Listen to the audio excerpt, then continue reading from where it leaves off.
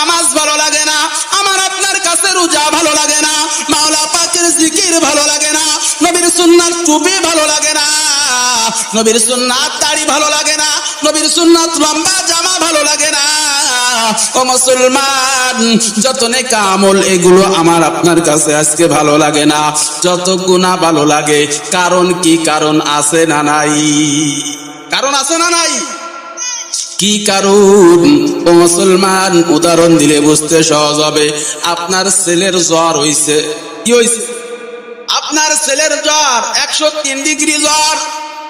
চিন্তা করছেন ছেলে যেহেতু অসুস্থ, একটু ভালো মন্দ পাকাই, গরুর গোশত সুন্দর করে রান্না করে দিচ্ছেন, দেশাল মুরগিও দিচ্ছেন, সুন্দর করে পাক করে আপনার ছেলের সামনে দিছেন। ও মুসলমান, আপনার ছেলে কি ওই খাবার খাইতে পারবেনি? পারবে? গালে দিয়ে বলবে, মা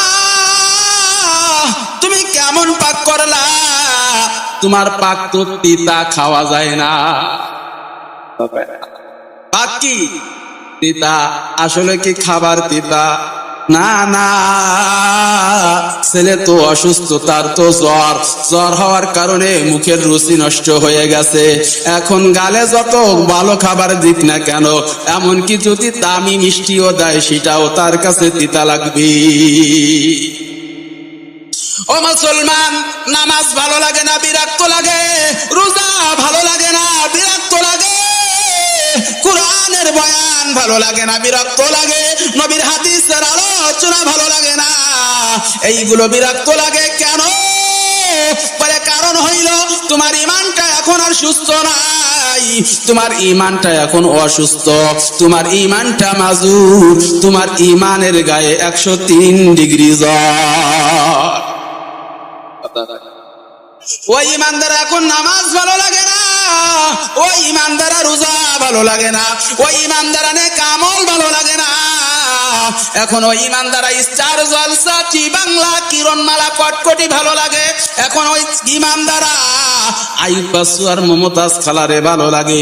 ও মুসলমান, ওই দুর্বল ইমান নিয়া, মাজুর ইমান নিয়া যদি কবরে যাও, তাহলে কিন্তু কপালে বড় বিপদ আছে। এখন আমার ওই ইমানটা যদি সুস্থ করতে হয়, আমার আপনার কি করণীয়?